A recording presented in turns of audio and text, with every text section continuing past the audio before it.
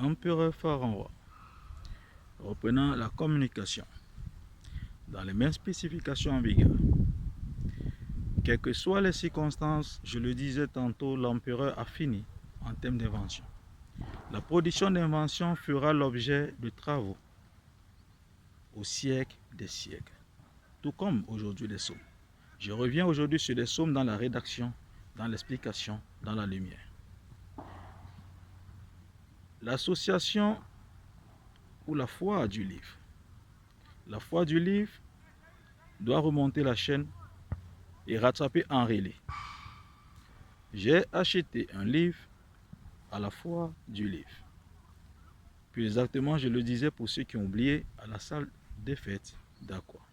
Après le passage à Ensemble, après le passage, de nombreux passages, parce que je me trouvais à cet endroit, ou encore dans ces endroits, puisque j'étais très connu, très connecté, au vu des portefeuilles de zones compétentes de service, la source de zone du groupe Zoen Intellect. Mais néanmoins, qu'est-ce que le peuple doit retenir aujourd'hui? Le peuple doit retenir ceci pour réussir.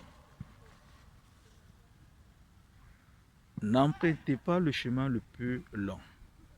C'est à l'empereur d'emprunter le chemin le plus long parce que l'empereur explore le monde. Il doit découvrir et identifier l'état afin d'agir. Mais le peuple, une fois que la remarque y est, le peuple doit s'arrêter. Je vous ai dit que c'est un vol. Je vous ai dit les 10 commandements de base de Moïse ont été violés. Il est vrai que l'invitation accrédite et accorde le respect pour tous ceux ou celles qui ont travaillé. Et une reconnaissance. Mais néanmoins, le leadership que j'impose est un leadership d'abord divin, puis de mérite et enfin sociétal, de bonnes mœurs, de bonne foi, de bonne collaboration, de bonne compréhension. Aujourd'hui, le monde entier avance. Il est inadmissible que d'aucuns continuent à faire semblant, sachant que des morts continuent à circuler. Nous avons des morts physiques, nous avons des morts vivants, nous avons des morts matériellement, financièrement, etc., qui sont incalculables. Mais il est temps que l'humanité entière s'arrête dans la responsabilité. Vous ne vivez pas du vol.